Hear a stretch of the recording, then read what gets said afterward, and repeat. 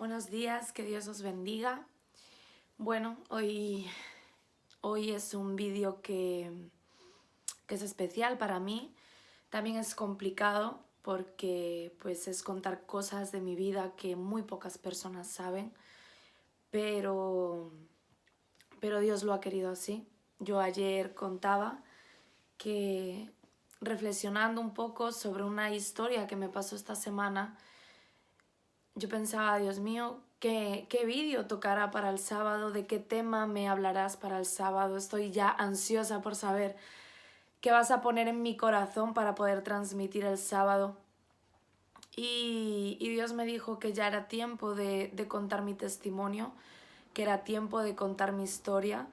Y es complicado, por una parte, porque pues es abrirte en canal, ¿no? Para personas que la mayoría no conozco, que la mayoría nunca he visto en mi vida, pero yo confío que mi historia sirva para que otras personas que quizás vivan una historia similar en estos momentos, pues se sientan identificados y que se puede cambiar, que con Dios todo es posible, con Dios eh, el carácter más rudo, el carácter más fuerte se vuelve el más dócil.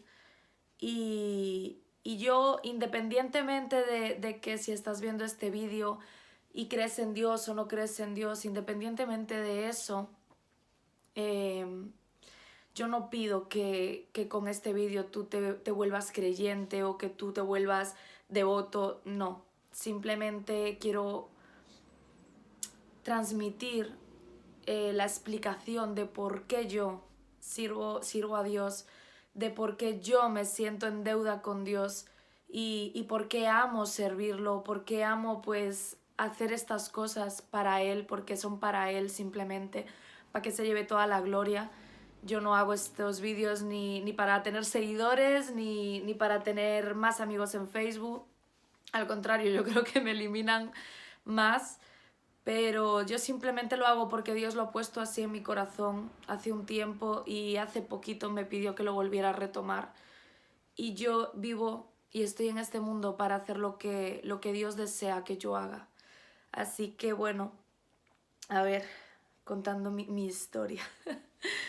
A ver, yo he sido una niña que no ha crecido en una familia normal, digamos, con su mamá, con su papá.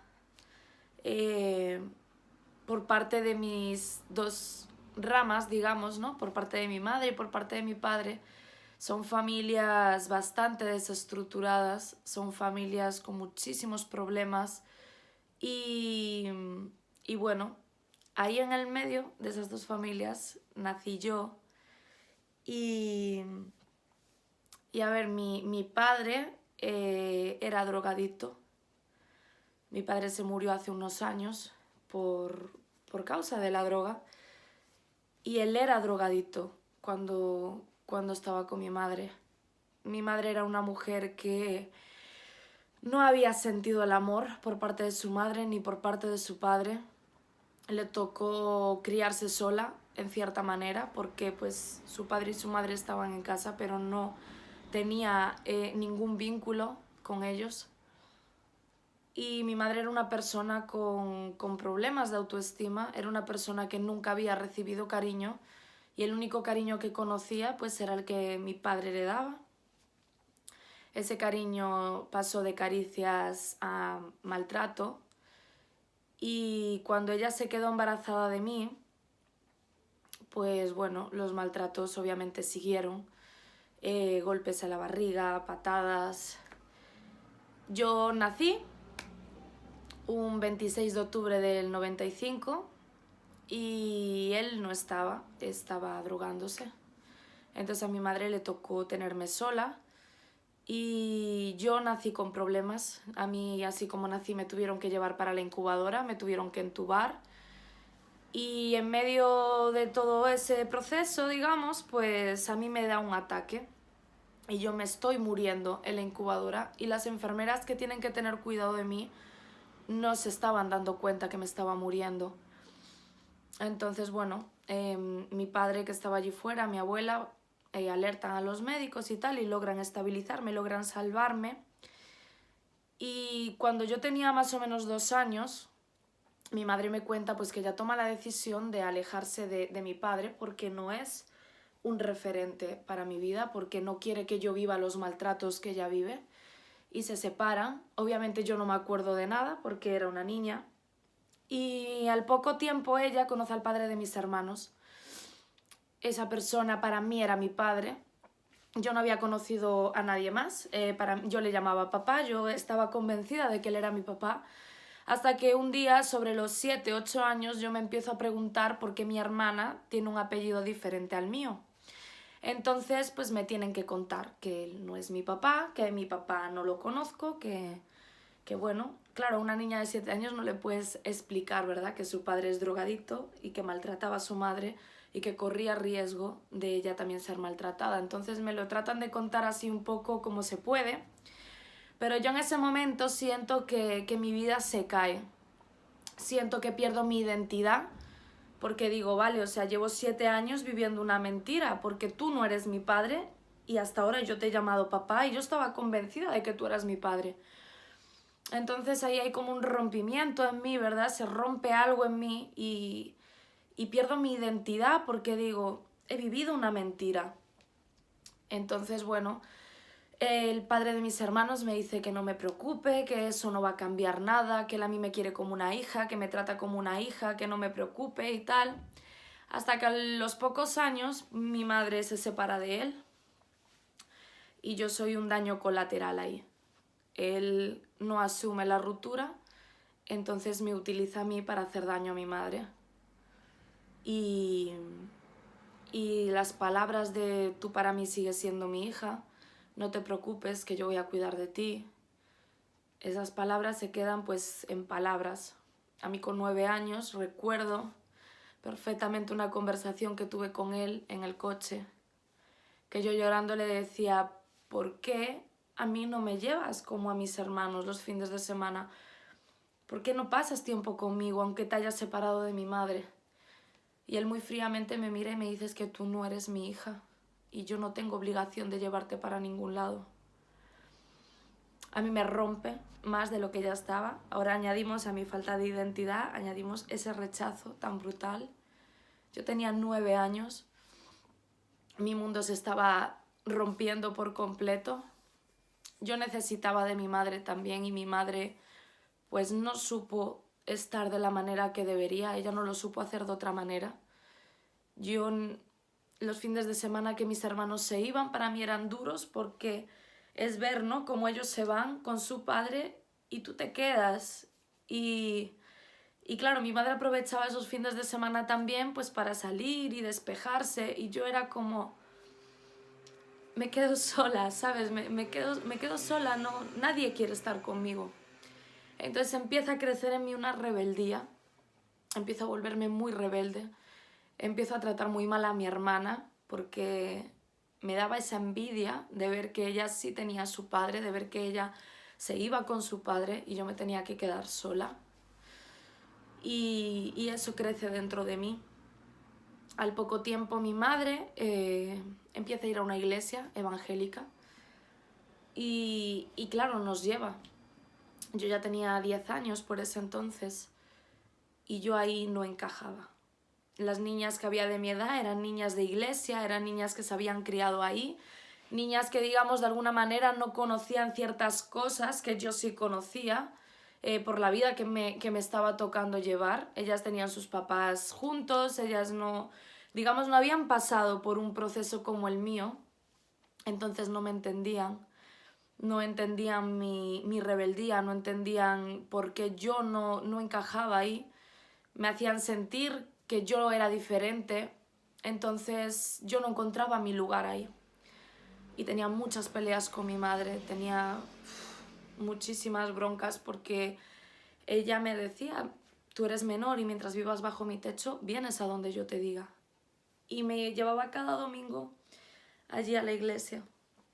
Entonces, bueno, eso me hacía tener más odio hacia ella, porque ya era por tu culpa, viví una mentira, por tu culpa el padre de mis hermanos me rechazó y ahora por tu culpa tengo que estar en un sitio que no me gusta.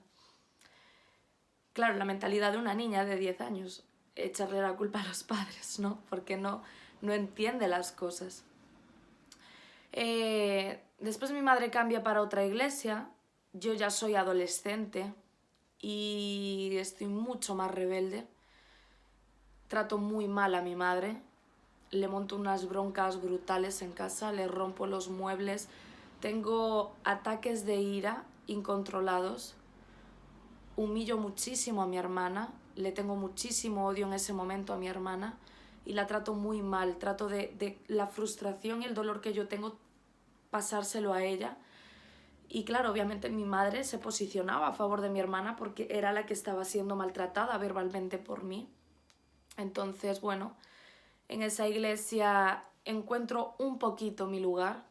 Había un pastor, Luis Sarmiento, que para mí fue mi papá espiritual.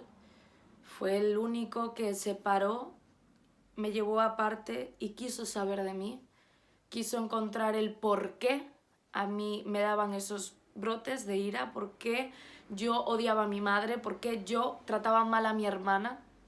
Y fue el único que le dio nombre a cada sentimiento, a cada acción que yo tenía y me explicaba, ¿verdad?, cómo espiritualmente eso afectaba en mi vida y en los de mi alrededor y cómo podía solucionar eso. Lo entiendo, me atrae el tema, pero no doy el paso. No me siento todavía convencida ni preparada para dar ese paso de fe. Entonces, bueno, voy a la iglesia porque me siento a gusto, voy a las charlas con el pastor porque me siento a gusto, siento que alguien me escucha, siento que alguien me entiende, que alguien me dice, es normal lo que te está pasando porque has pasado por esto. No me siento juzgada, no me siento señalada y me gusta ir y aprendo cosas sobre la sanidad interior. Y en medio de ese tiempo, nuestra iglesia se junta con otra iglesia y de brasileños y encajo muy bien allí. Me siento muy a gusto, hay mucha gente joven, hacemos retiros, hacemos muchas cosas y me siento muy bien. Y ahí conozco un chico, ahí conozco a un hombre 6 años mayor que yo tenía 15 y claro, traía mucho mundo recorrido ya, yo era una niña, yo no había estado con nadie y bueno, nos juntamos, estoy con él y al final termina por ser una relación de maltrato físico y psicológico por ambas partes. No lo voy a culpabilizar a él porque al final yo permitía ciertas cosas y yo también hacía ciertas cosas, pero se vuelve una relación muy tormentosa.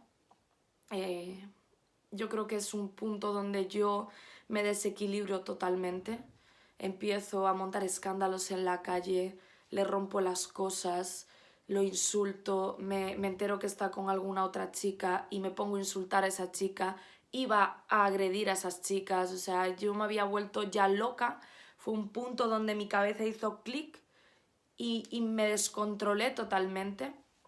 Me enfrentaba a mi madre porque mi madre miraba la situación y me decía, no te quiero con ese chico. Y me enfrentaba a mi madre porque para mí era el amor de mi vida, entonces no se iba a interponer ella entre el amor de mi vida y yo, ¿verdad? Y fue una época muy dura. Al final me gané enemistades dentro de esa iglesia porque me volví una celosa compulsiva, cualquier cosa me molestaba. Acabé apartada de la iglesia y bueno, con esa relación mi autoestima se terminó por destruir. Yo ya no me quería absolutamente nada. Empiezo con las drogas. He probado todo tipo de drogas. He tenido la suerte de que Dios en su misericordia me sostuvo siempre y no me he enganchado a ninguna. No me he enganchado al tabaco, no me he enganchado a los porros, no me he enganchado a la cocaína, no me he enganchado a nada de lo que yo he estado jugando en ese tiempo de rebeldía, en ese tiempo donde no me encontraba a mí misma.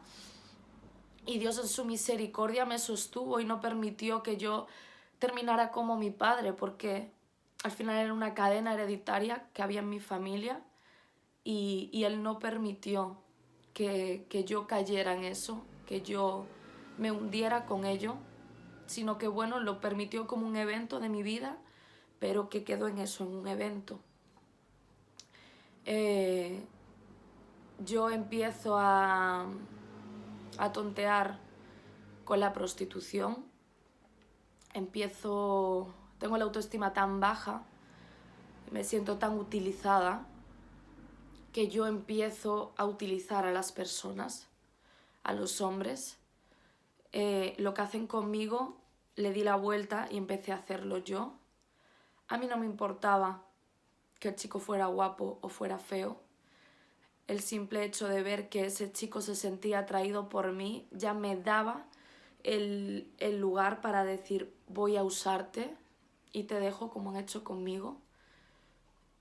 Y empecé a entrar en ese círculo peligroso, porque yo podía ser una de esas tantas niñas que salen en la televisión, que aparecen en una cuneta, que son violadas, que son muertas, que las asesinan. Y Dios no apartó nunca su mano de mí.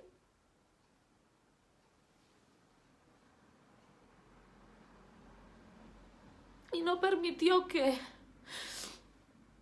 ese momento por el que yo estaba pasando, porque me sentía muy dolida, porque me sentía muy dañada por dentro,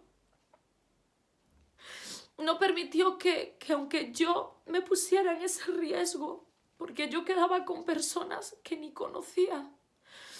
A mí me silbaban por la calle un coche y yo me metía en el coche sin conocer de nada a nadie. Y Dios nunca apartó su mano de mí. Y ahora que tengo una relación con Dios, en muchos momentos recordando estas cosas, Dios me hablaba y me decía: el enemigo te ha querido matar tantas veces. El enemigo ha querido hacer tantas cosas contigo, pero es que tú eres mía y no lo voy a permitir, ni lo he permitido en ese tiempo.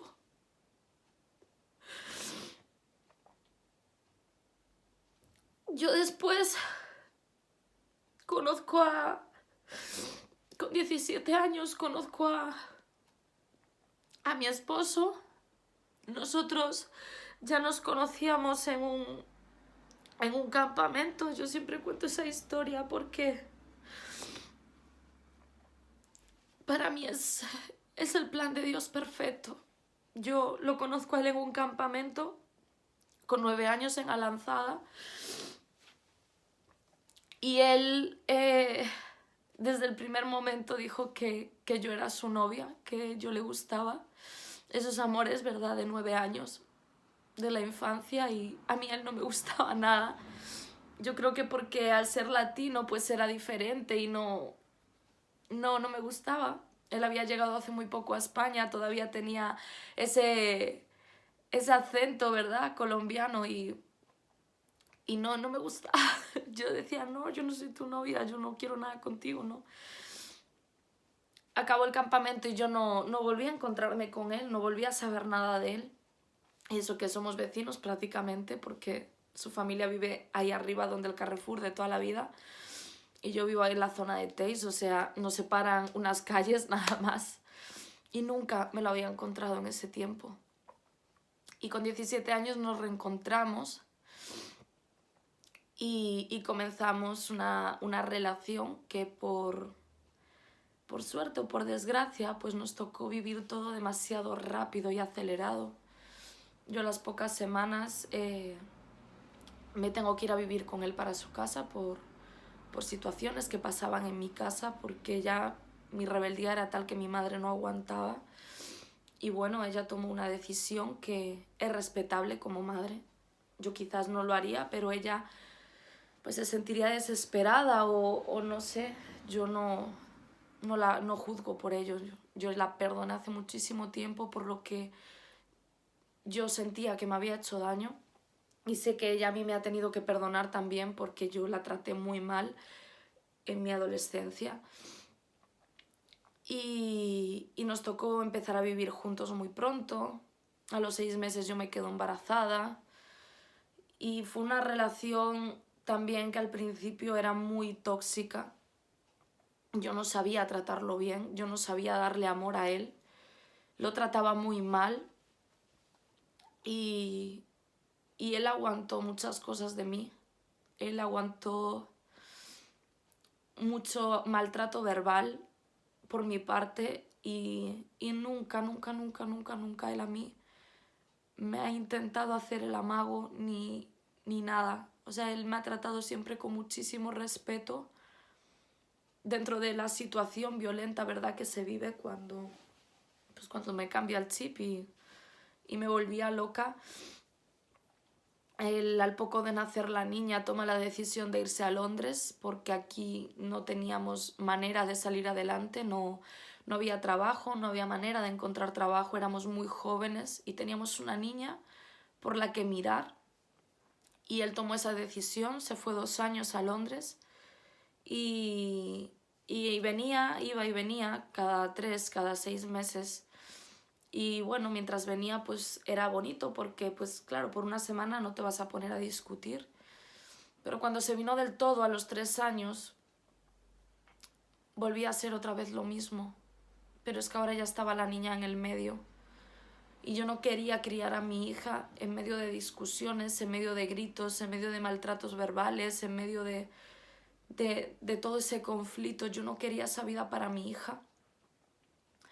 Y Dios llega a mi vida de nuevo. Dios vuelve a tocar la puerta en el momento exacto y me dice que tengo que volver.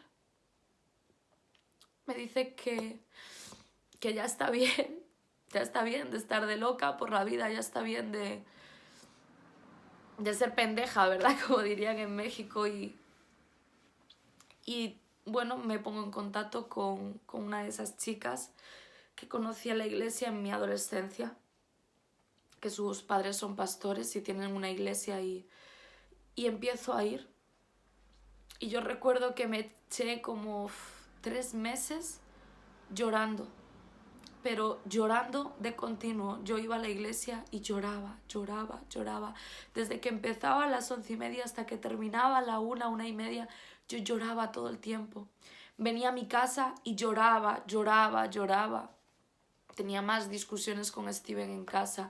Todo era problemas y yo era como, Señor, yo ya estoy yendo a la iglesia y resulta que en vez de haber paz y calma en mi casa hay muchísima más guerra, muchísimo más conflicto. Empiezo a tener una relación más íntima con Dios, empiezo a leer la palabra, empiezo a orar todos los días. Me pongo una meta de orar todos los días 1 hora. Y aprovechaba cuando Steven se iba a trabajar por la mañana y yo me quedaba en casa para orar.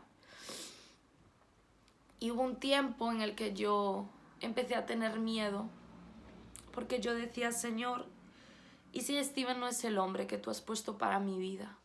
Porque a Steven lo he escogido yo, no he tenido en cuenta cuáles son los pasos a seguir para buscar a tu esposo y tener una relación, tu esposo, tú y Dios.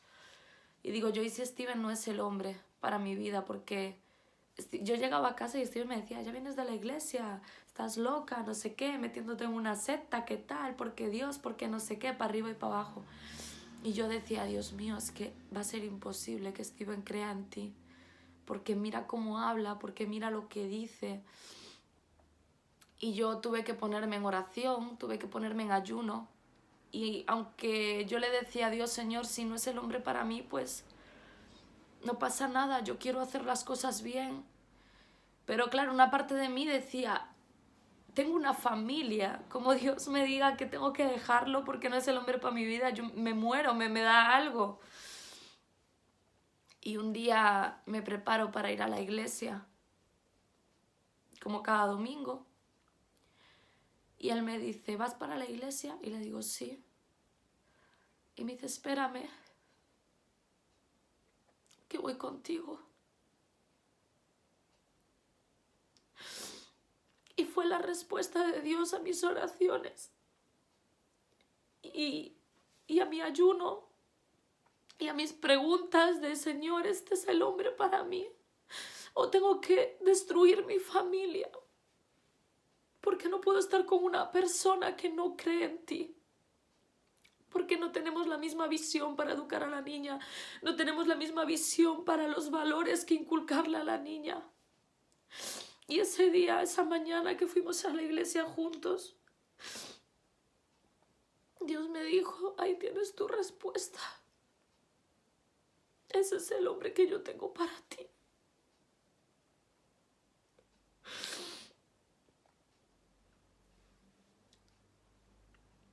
Y Dios ha sido muy bueno en mi vida. Y yo entiendo que haya personas que no crean en Dios porque no han experimentado lo que yo he experimentado en mi vida. Pero esta semana cuando me decía una persona, no, lo que tú cuentas no es verdad, yo me sentí dolida. Porque dije, Señor, todo lo que tú has hecho en mi vida, a mí no me pueden negar que no has sido tú. A mí no me pueden negar que tú no has puesto tu mano ahí, porque si no yo estaría muerta o estaría sabe Dios dónde. O sería una drogadicta, o estaría prostituyéndome todavía, o yo no sé dónde estaría, pero no me pueden negar mi testimonio. Y yo me enfadé, en mi interior me enfadé por eso, porque dije, Señor, puede que no crean en ti, pero no me pueden decir a mí que no es real lo que yo vivo. Y yo estoy agradecida con Dios porque hay problemas, hay todavía muchas cosas que limar en mi carácter, en mi vida, pero yo no soy ni la sombra de lo que era. Yo no soy como era antes, que buscaba conflicto por todo, que trataba de mi ira trasladarla al resto. Ahora trato de evitar cada problema, trato de evitar discusiones, trato de evitar los conflictos, trato de inculcarle a mi hija el valor de la familia, esa familia que yo no he podido tener, que Steven tampoco ha podido tener. Y tratamos de a pesar de los problemas, luchar y pelear porque la niña lleve los valores básicos y los principios básicos de Dios.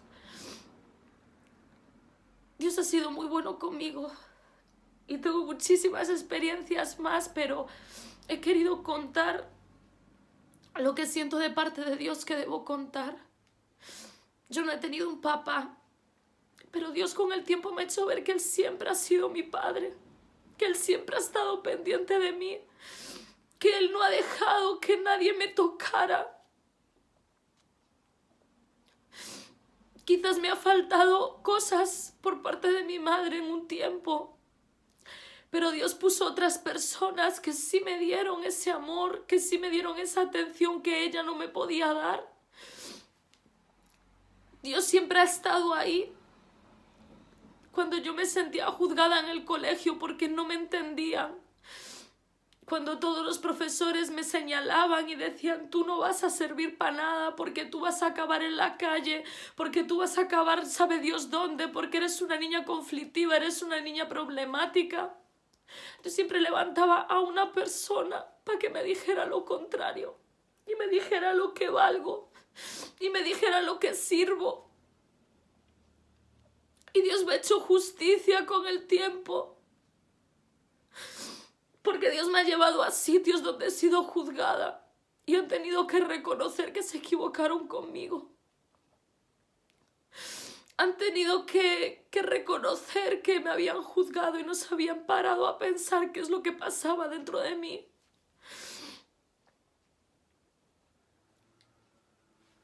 Yo no me siento víctima para nada, lloro porque me emociona el amor tan grande que Dios ha tenido conmigo.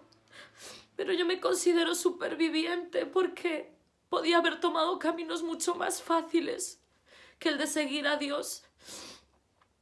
Y lucho cada día por ser mejor, lucho cada día por poder avanzar, lucho cada día por cumplir el propósito de Dios en mi vida. Y lo que me mantiene hoy en pie y lo que me mantiene hoy viva es agarrarme a Dios cada día.